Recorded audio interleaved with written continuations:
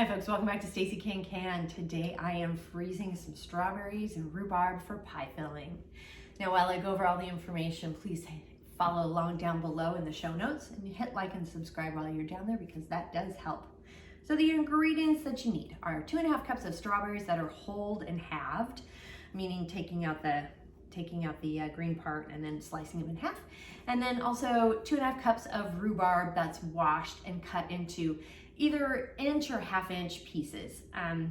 It just sort of depends on the rhubarb's piece itself if I do a full inch or half-inch, and I'll show you more in a minute because there is a very big difference between, say, this skinnier rhubarb and this wider one. So this I'll probably do half inches and this I'll probably do an inch. Just kind of depends on the rhubarb stock for that. And the tools that you need are, we do need a colander of some sort. I have this great berry picking colander. It's nice to do that. And then measuring cup or bowl of some sort, and then also whatever container you're storing your freezing your mixture with. I'm using these gallon freezer bags, so they hold some basically 5 cups of all of this pretty well.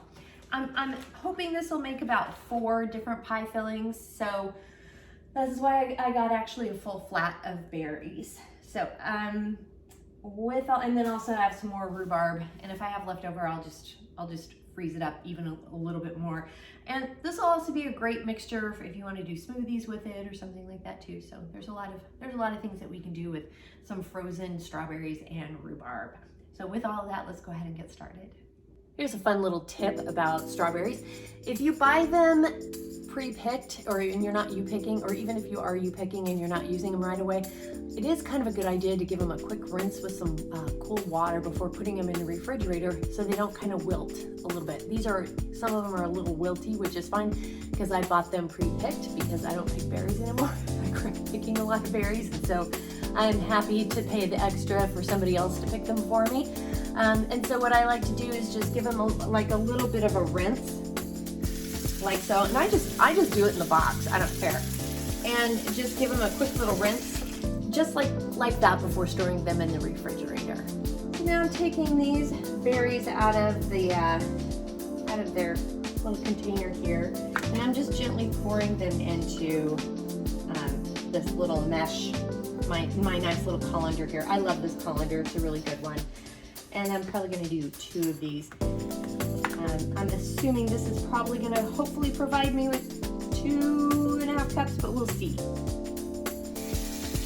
Here's some information about berries grown in Oregon, at least for strawberries. We have a milder climate in the spring, so the berries stay on the vine longer, and they don't get nearly as big as some of the berries that you get in California or other parts of the country.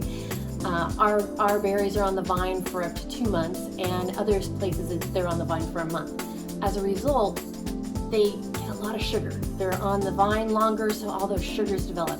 And they're not really big and hollow and white on the inside. These berries, I'm gonna hold this one here, just cutting out the center, and look at how great they are all the way through. They're not hollow. I'll do another one for you as well. They're just splendid all the way through, and incredibly sweet and delicious. So that's why I love a good Oregon berry. So I'm just cutting off the ends of these and then slicing these in half and sticking them in my measuring cup until I measure out 2.5 cups. Look at that berry. Look at how bright and gorgeous it is. Another note of importance before freezing your berries and such is you definitely want to make sure that you measure out your berries prior to putting them in the freezer, because they kind of turn into soup.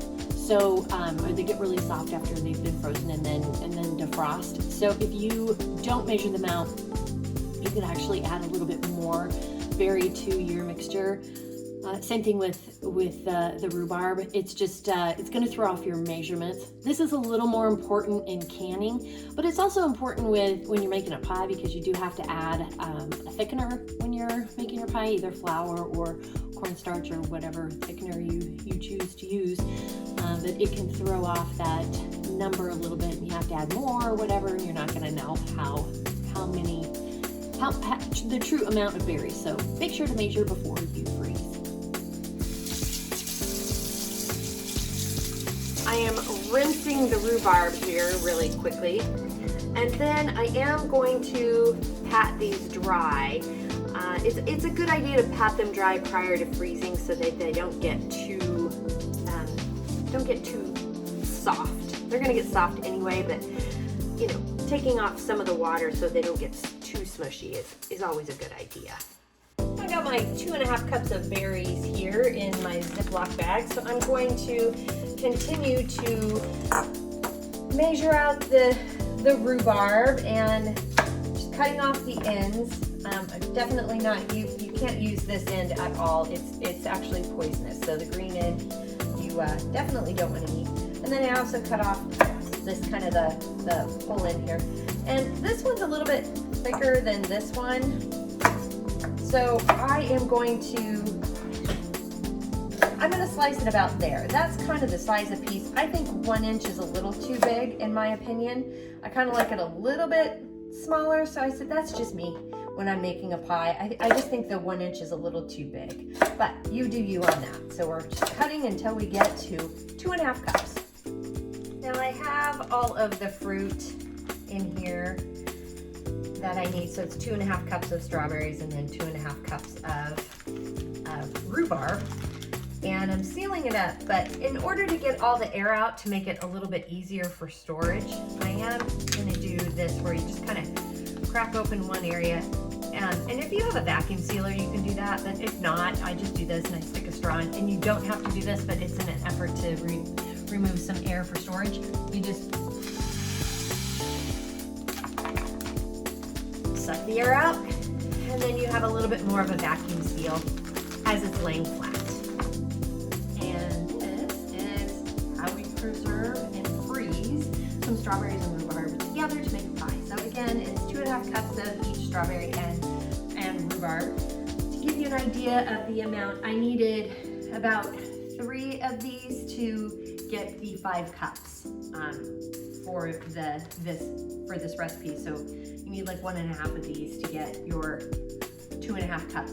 But that varies, it depends a little bit on how big the berries are too. These berries are a little bit smaller, they pack a little bit denser. Sometimes if you have like really big berries that you have to cut up, I know it's just a little more hollow. So anyway, it just kind of depends on how full. So that just gives you an idea. And then it took about 3 stalks of the size of rhubarb to get the 2.5 cups in for the rhubarb here. For like 1 to a 1/2 inch to 1 inch, just depending. Again, with these skinnier ones, I would cut about 1 inch. With these wider ones, I would cut about 1/2 inch. So that just gives you some perspective there. And then, you know, that's it. That's it. Now we're gonna freeze it. I will freeze it flat for a good 2 hours or so, just to make sure it's nice and solid before then stacking them on top of each other in the freezer. So just you can kind of do it a little bit one at a time to get them good and frozen before the stacking process. So that is it. Simple, simple, simple. Now there are some recipes out there that you can use that have like they've actually put the flour in it and put butter and whatever, you know, cornstarch or whatever ingredients. So that all you have to do is just defrost it and dump it into a pie plate. But I'm not going to do that. I think that's a little more work than what I want to do. But you do you on that. That's another option. Again, because we're sticking it in the freezer, it doesn't really matter if you throw some flour in it or not. But make sure to put your dates on there as well. That's a good idea to do. But other than that, that's it. It's very simple. So the recipe is down below, and while you're down there, please hit like and subscribe, because that does help. And if you have any questions, comments, suggestions, feedback, concerns, by all means, please please reach out to me. I'm on Facebook at Stacey Can Can. You can at me on TikTok and Instagram at Stacey Can Can. My website is www.staceycancan.com. My email is info@staceycancan.com. I'm also on LinkedIn at Stacey Can Can. So thanks so much for joining me today, and until next time, happy canning.